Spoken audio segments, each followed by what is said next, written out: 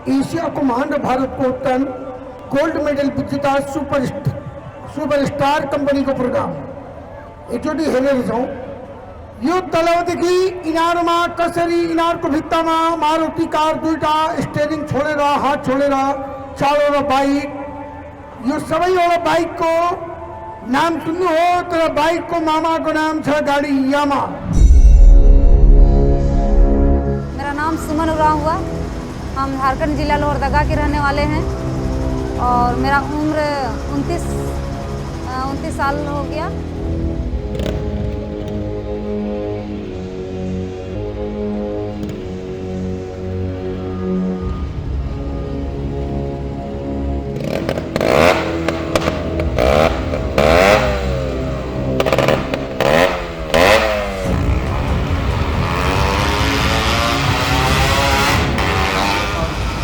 Family में हम लोग 5 मतलब माँ हैं, 3 बहन हैं, 2 भाई हैं और 2 भाभी हैं और मेरे 2 बच्चे भी हैं, एक लड़का एक लड़की।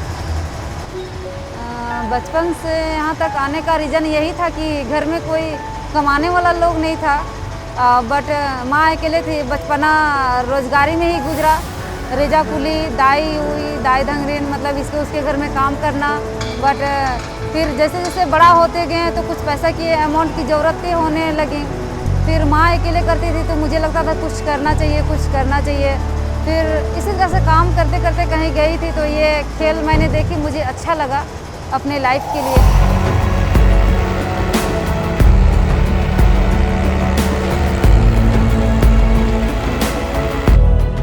मैंने ये काम को करना स्टार्टिंग किया। बहुत प्रॉब्लम आए लाइफ में, बहुत समस्या भी आए, लेकिन सारा काम से बेस्ट मुझे यही काम लगा।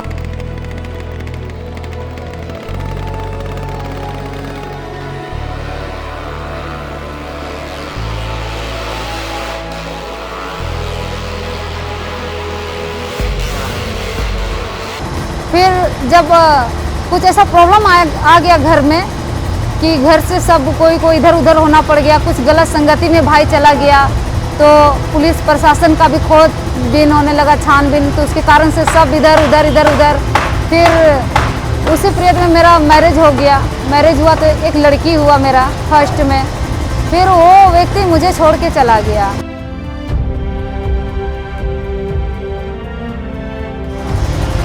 कहाँ चला गया नहीं पता, वो दूसरा शादी कर लिया। फिर मेरा लाइफ इसी लाइन में था तो ये मुझे मिला, अजीत कुमार इसका नाम है। ये कास्ट महतो हैं और ये बिहार जिला के रहने वाले हैं। बट ये कोई नशा नहीं है, पढ़े लिखे हैं, एक अच्छा इंसान है। मेरे साथ ही गाड़ी चलाते हैं, मारुति चलाते हैं, हम मोटरसाइकिल कलाकार हैं। और ये जब ये मिले तो ये मेरा चाल चलन व्यवहार को देख के इनको लगा कि इसका साथ देना चाहिए। फिर ये मुझसे शादी किए तो शादी करने के बाद सारा घर का गार्जियन इनका यही कहने लगा कि तुम ऐसा लड़की से शादी किया जो पहले से ही उसका एक बच्चा है, प्लस वो मेला लाइन की है, गाड़ी चलाती है, मतलब इसको घर से बेदखल कर दिया गया। आज इसके पास कुछ नहीं है और ना तो मेरे पास कुछ है। बस यही है कि हम दोनों का शादी हुआ जिस तरीक़ा से, अब जो शादी किया खुश रखता है, साथ में दोनों मिलकर गाड़ी चलाते हैं। घर नहीं है, खुद का रेंट में रहते हैं और अपना मेंटेनेंस किसी तरह से कर रहे हैं दोनों। लक्ष्य मेरा यही है कि हम तो नहीं पढ़ पाए, ना तो हम कुछ कर पाए, बस अपने बच्चों को हम बहुत पढ़ाना चाहते हैं, उनका खुद का घर बनाना चाहते हैं, उनको रेंट में अब रखना नहीं चाहते हैं। हम चाहते हैं कि हम मेरा उम्र वहाँ तक ऊपर वाला बचा दे जो कि हम वो लोगों के लिए कुछ कर जाएं।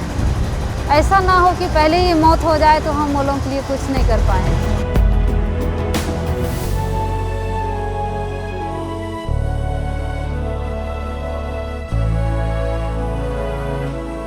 हम कम से कम 6-7 बार गिर चुके हैं, कुछ तो गाड़ी की मिस्टेक से और कुछ किसी चालक का मिस्टेक से ही, जैसे किसी का गाड़ी मेरे में सट गया या फिर, लेकिन ऊपर वाला का शुक्रिया अदा करते हैं कि मेरे कारण से आज तक किसी को मतलब एक्सीडेंट नहीं हुआ। और पैर टूटा हुआ है, कमर भी थोड़ा बैंड है, नीचे का सुपली टूटा हुआ है।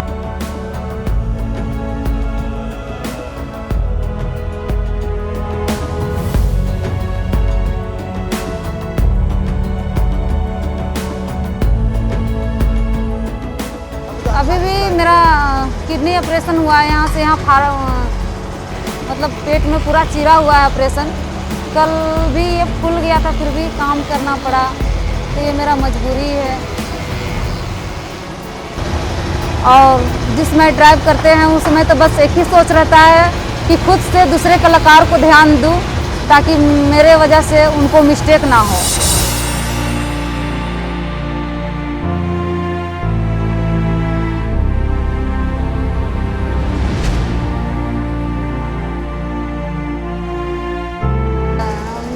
कुआं में लड़की कलाकार का ज़रूरत होता है, कहीं ना कहीं कंपटीशन हो जाता है, कहीं ना कहीं ऐसा कुछ बात होता है कि लड़की कलाकार चाहिए, तो उन्हें भी मुझसे कुछ चाहिए था, यानी कि लड़की कलाकार एक मिल जाता उनको, और मुझे नौकरी। बस इसके लिए वो सीखने का परमिशन दिए। पहली बार तो गिर गई थी, नहीं सीख रही थी चलाने पर, लोगों ने बोला कि नहीं सीखोगी तो तुमको वापस भेज दिया जाएगा। तो मेरे अंदर डर आ गया कि शायद मुझे वापस भेज दिया जाएगा तो हम फिर नहीं कमा पाएंगे, फिर मेरा घर नहीं चल पाएगा। तो अपने अंदर एक जुनून लाएं, अपने अंदर एक टैलेंट लाएं, और गरीबी को देखते हुए गुजर के इतनी बड़ी हुए, तो कहीं ना कहीं मेरा हालात हमें अंदर से टैलेंट किया, मेरा मजबूरी अंदर से टैलेंट किया। और जिसके अंदर टैलेंट होता है उसके अंदर डर नहीं होता है, ये बात को जान लीजिए।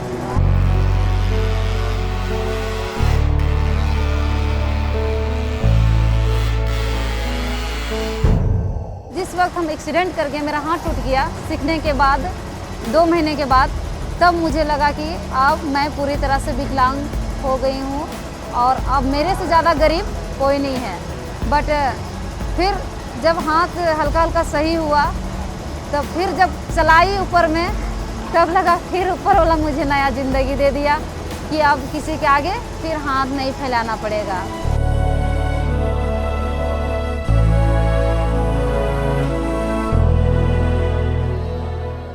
लड़का लड़की सब बिंदास है, बहुत अच्छे हैं नेपाल के लोग, और बहुत अच्छा है नेपाल।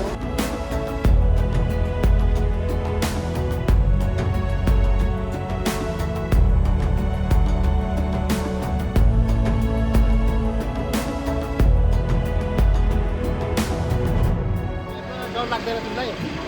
लाग्दैन? रमाइलो लाग्छ? अनि यो चाहिँ आफूले गर्छु ठुलो भएर भन्दै सकिँदैन होइन, गर्न सक्छौ होला तिमी?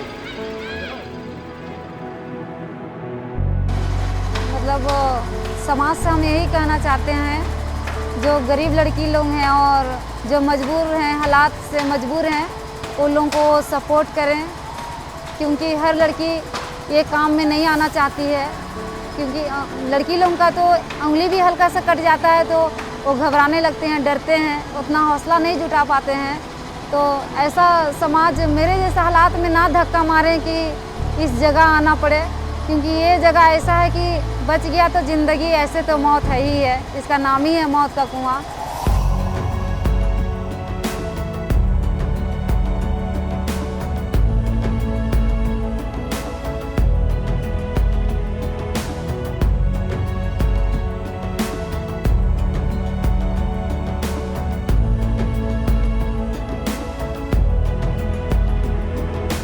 बट उन्हें सपोर्ट करें, अच्छा रिस्पॉन्स दें। ऐसा ना हो कि मेरे जैसा मेरा सपना था वो सपना ही रह गया, बच्चा में जो सोचे थे वो सोच ही रह गया, वैसा किसी दूसरी लड़की के साथ ना हो, बस उसको सपोर्ट दें, मेरा यही कहना है। और लड़की लोगों से भी यही कहेंगे जो गरीब हैं, अपना मजबूरी को ऐसा मजबूरी ना बना दें कि अपना जिस्म का कारोबार करना पड़े उन्हें। अंदर में एक हौसला को जिंदा रखना है, क्योंकि वो अगर हौसला जिंदा रहेगा तो कुछ भी कर सकती है, कुछ भी काम मुश्किल नहीं है, हर काम आसान होता है। हाथ फैलाने से पहले कमाना सीख जाएं, बस यही मेरा कहना है। धन्यवाद।